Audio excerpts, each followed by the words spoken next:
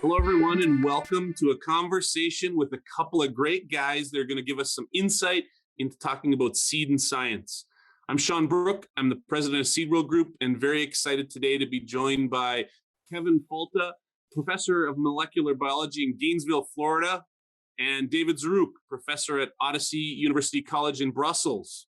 So we're going to have a big chat here today, gentlemen. Are you guys up for it?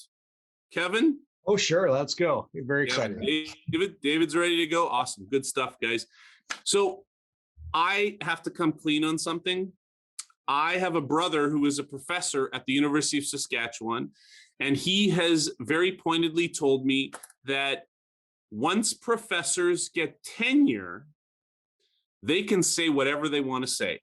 Now, I suspect that the two of you have a slightly different take on that, but the reason I bring that up is because you guys are professors. You're encouraged to be brave. You're encouraged to be out there and sharing your ideas and your opinions. What is it in that discussion or that thinking that gives you, that empowers you to be able to do that? Kevin, you want to tackle that one first? Well, it's very interesting that you would ask me that question. I'm a tenured professor who can't mention the name of the university I work for because they've told me do not talk about communication strategies and how it relates to agriculture. And it's because it brings a lot of fire to the university. It brings Freedom of Information Act requests by the dozens, expensive hassles, and frankly, universities are risk averse. They don't want people getting in a line of fire. I absolutely disagree with that. I think if we can't tell the truth as professors representing the public position, then who can? And I think it's a real scary time for us, but I keep doing it anyway because it's the right thing to do. And we need to be focusing more on how we can get our messages out there from an agricultural perspective, especially with regards to new technology. Right. Well said. David, what's your take? Well, in Europe, it's a bit different as well. I mean, we don't really talk about things like tenure. Most of us are civil servants or employees of the state. And unfortunately, I mean, my responsibility is to my students. And my management's responsibility is to the Minister of Education. And so we have completely different perspectives a lot of time. And I'm more concerned in making sure that I can inspire the next generation and have people thinking out there. I wish my management would do that sometimes. Right. So who does it get left to tell this story then, David? Who has to stand up and have the bravery and the courage and the skill set to have these conversations about science and how that impacts in the seed industry? More people. And that's the problem. I don't think there are enough people standing up to A, tell the story, and B, have the courage to stand up and to say to somebody else, you're wrong, or maybe you should read this, and this before you go out and try to influence public policy.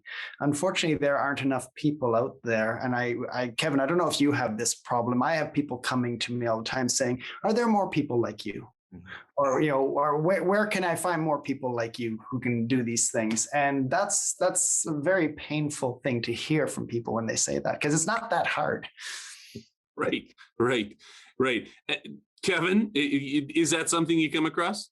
Yeah, it is very much. And it's interesting. And it happens because scientists are skilled in the areas of science. And our system is selected for people who are excellent at writing grants, maybe teaching classes, who write scientific papers and do outstanding research. That's what we've selected for.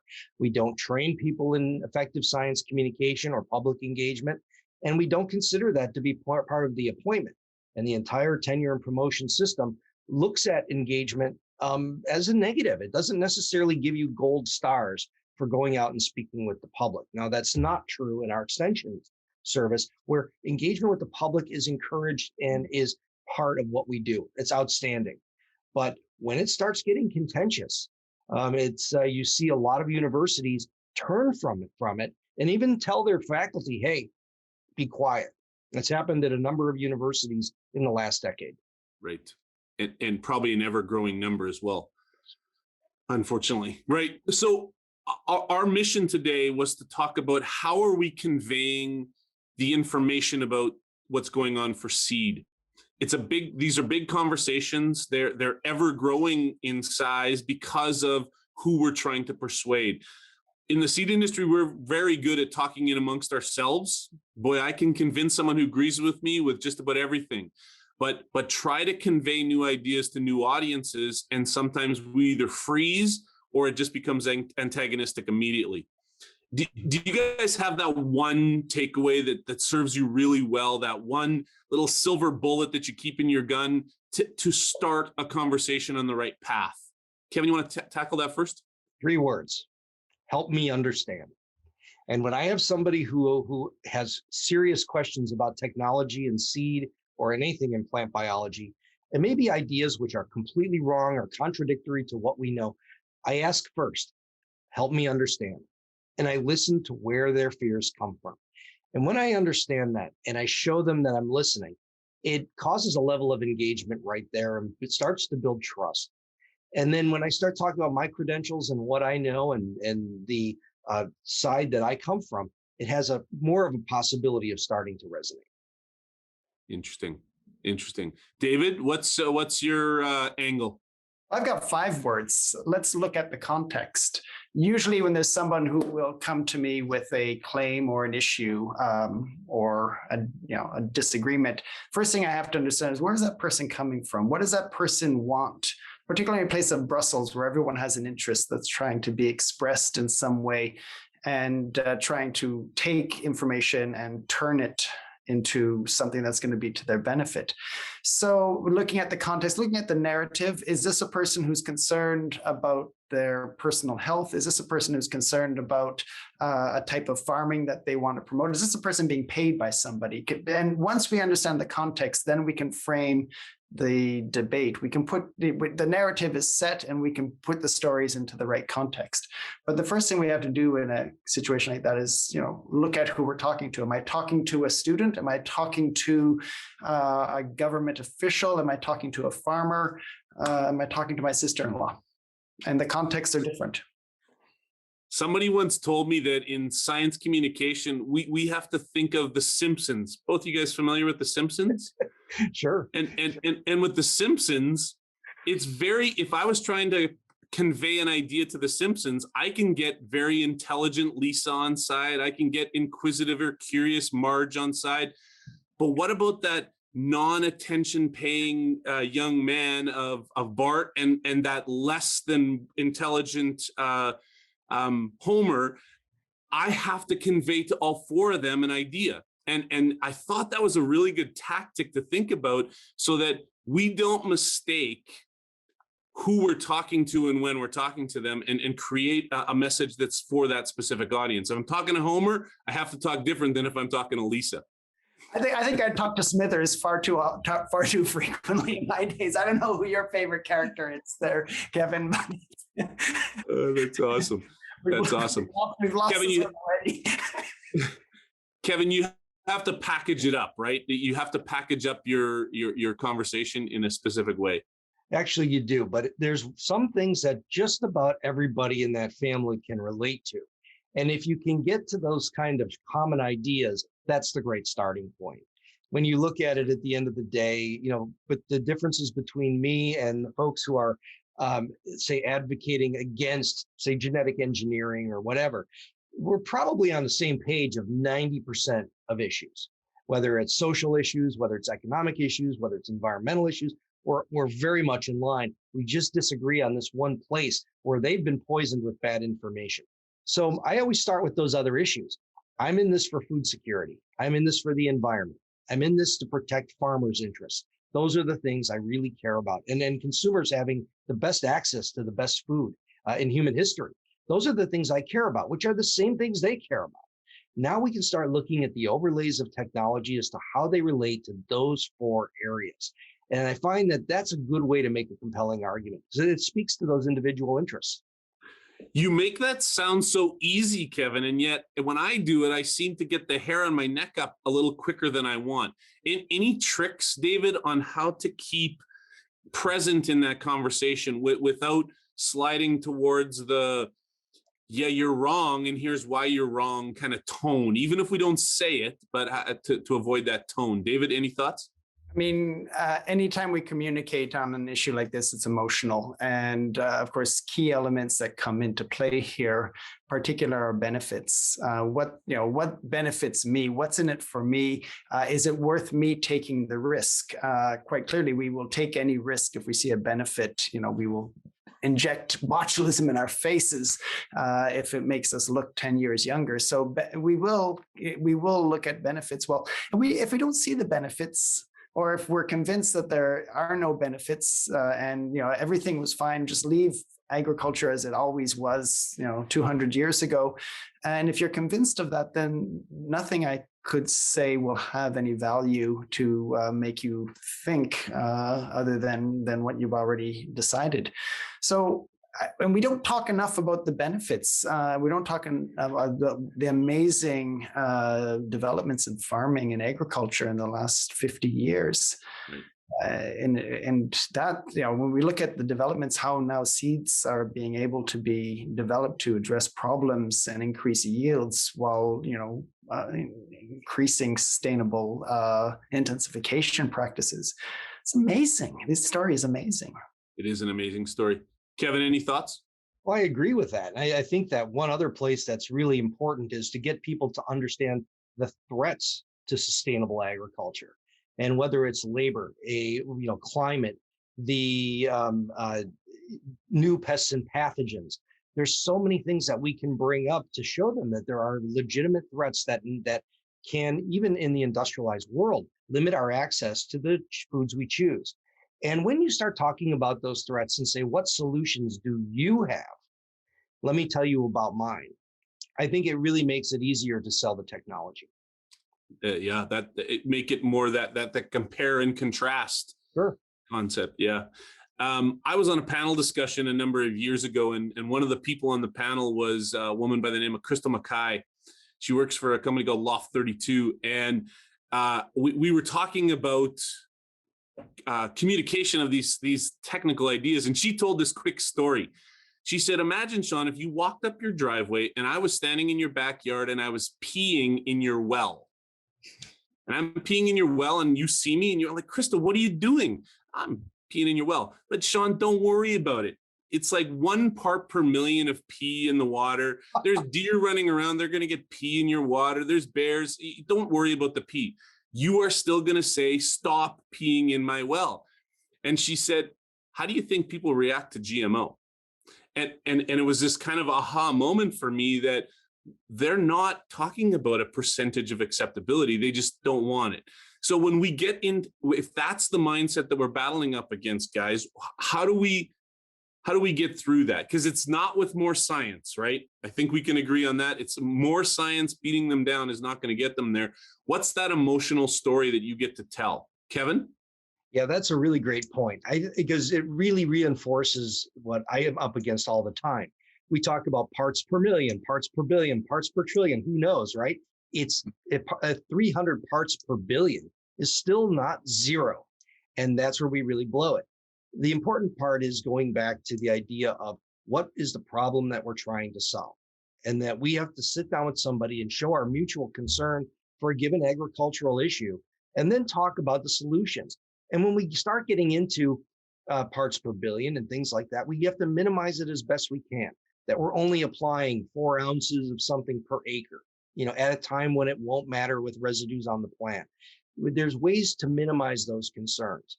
And, if they're peeing in your well, maybe it's a really big, deep well, and that there is a dilution factor that realistically says, that it's not going to be a problem. And we can put filters in line before it hits your tap.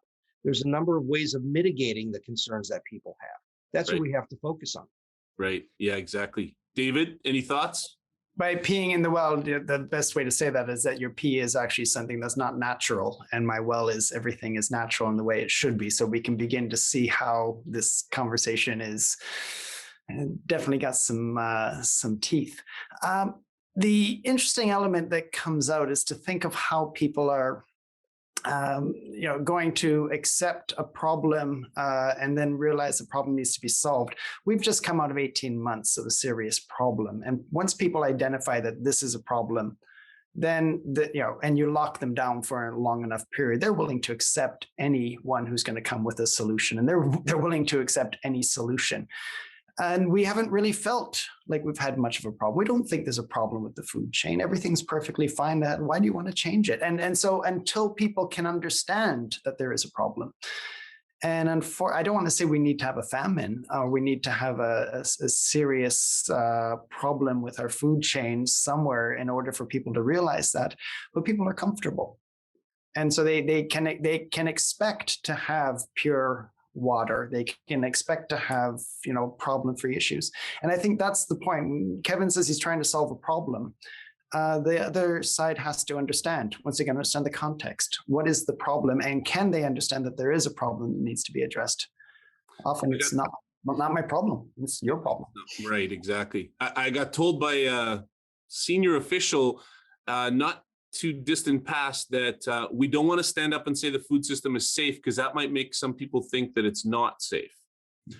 And I will admit, I had to almost sit down because I thought my brain was going to pop when I heard that, when I heard that statement. But that is the crux of the issue. Do we really want to step on places we don't know what those answers are going to be? And I think the truth is, science sometimes, or maybe I'll even say scientists sometimes don't help themselves with our naming convention, right? If we were going to pluck a name like GMO, right, genetically modified organism, could we make that any more scary? And even when we start talking about NBTs, right? I think I heard you guys just talking about this the other day with NBTs, that still has this feeling of, as a scientist, I want it to sound like something exciting and driven forward and progressive, but that's not really the way I want it perceived by the rest of the world. Any thoughts or advice on that, David? On nomenclature, you can actually have some real interesting curiosities. The word pesticide is all about killing. It's violence. Maybe we should change the words to whether herbicide. Maybe we can call it something like soil enhancer, or I'm pretty sure fungicide could be food waste inhibitor or something. We could find nice positive words, but in the end, people will put labels on it, whatever they will identify with, and so I think it would be nice to let the marketing managers take over the crop protection industry. But I think we've had the scientists in control of the discussions for too long. So we'll give it to the marketing department instead. No, but seriously though, there is that sense that when you identify something in a certain way, or and what people want is just to know, is this safe? Yes or no? And a scientist will give a rather long, complex explanation of how to manage a risk. Then, I've tuned out. We're getting back to the parts per billion issue. Most people are numerically illiterate. They'll buy lottery tickets to pay off their credit card debts, and so you can give them all the numbers you want. There's just deer in the headlight. It's done. Kevin? No, it's a really good point. So, David brings up a couple things there. When we talk about, or you brought up genetically modified organism, I don't think that was a science term. I think that came from activism against the science. And as my one student formerly put it, use genetically engineered. Because would you rather drive across an engineered bridge or a modified bridge? And I thought that hit the nail on the head. I always refer to things like pesticides, insecticides, fungicides as crop protection strategies. That's what they are. They're there to to protect the crop and protect the food from the environmental natural threats.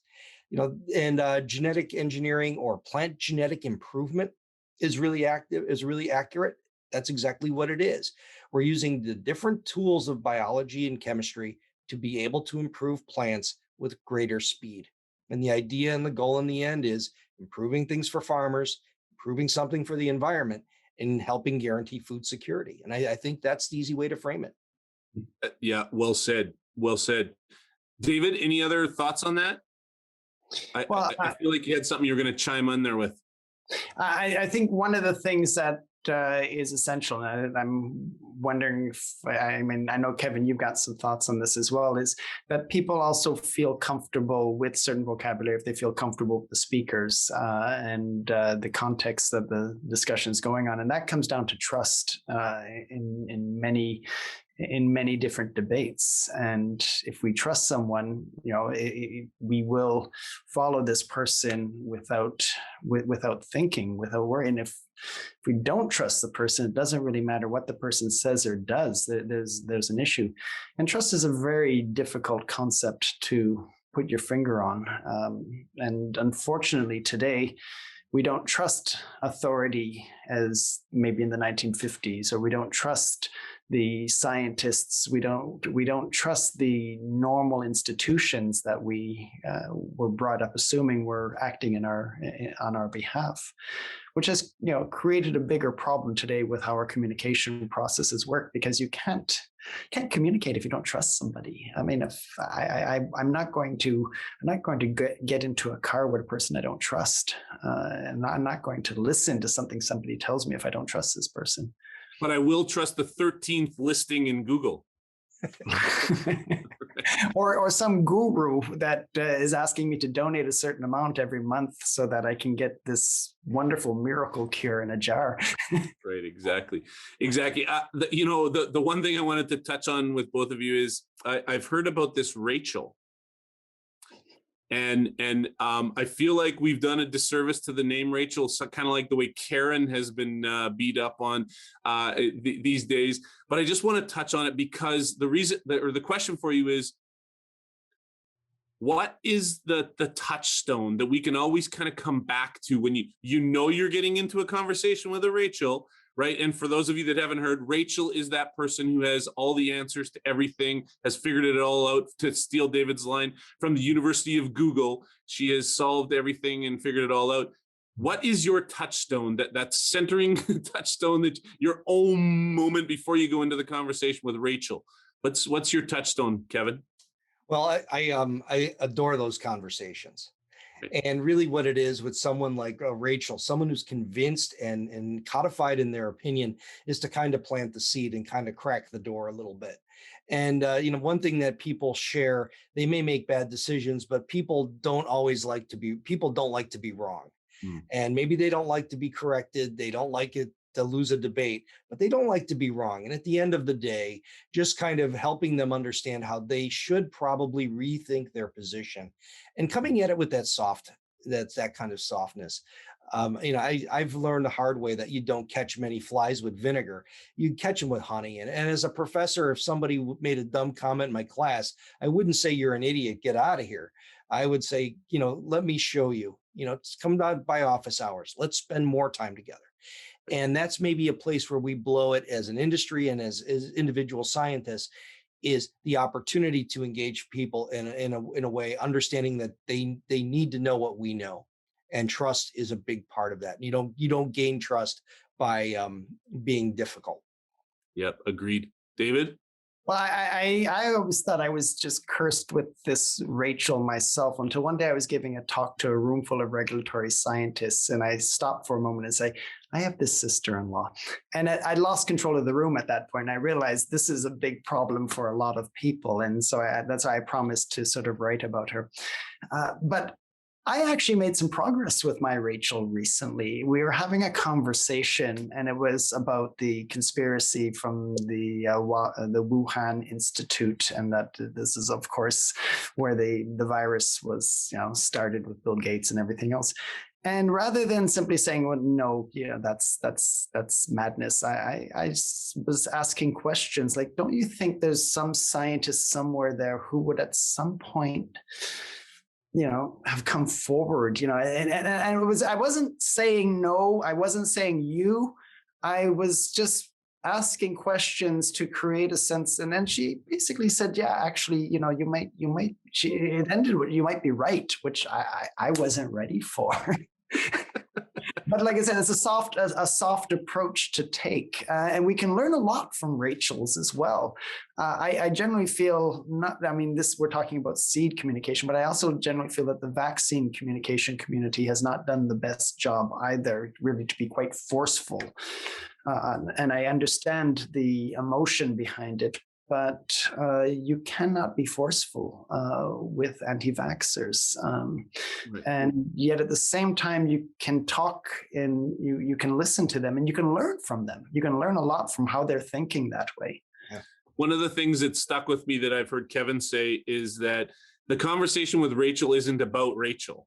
It's about everyone else that can hear the conversation, whether that's on Twitter or whether that's at a Christmas dinner table, that we have to be thinking about what everyone else is hearing, because they're deciding who they believe. They're deciding who's got the most information. They're deciding who's trustworthy.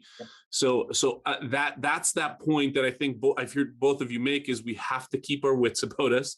We have to not slide into defense, and that we have to just ask some questions, and then be able to drop in those pieces that we believe we know in that non-threatening kind of way. Yeah, I think that's really good advice, gentlemen. So we've got an audience of science thinking folks that are going to be listening to us here. What's your one key takeaway you want them to hear the most? If there's one thing that you could convey to a science-based group about communicating science to the masses, what's that one piece? I feel like you guys should arm wrestle over who goes first here, but I'm going to have Kevin go first and David go second. Facts don't matter. That you have a concerned group of people who have questions about food and farming, and they're wondering who to trust. You need to build trust before any information can flow. Period. Excellent. And so one thing that they can do to develop trust is listen, ask the questions first, understand where that person is coming from. Try to develop a sense of intimacy, meaning like you care and you're listening. Mm-hmm. At the same time, establishing your credentials and showing that you're both that you can be trusted. Right. And that trust is an interesting thing. And a big part of it is that development of intimacy through listening. Absolutely. David, final word?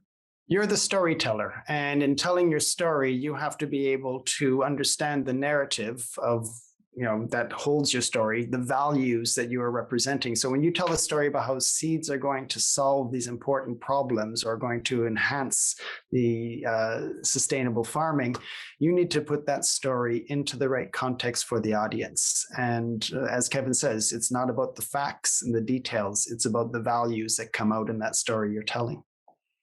Well said.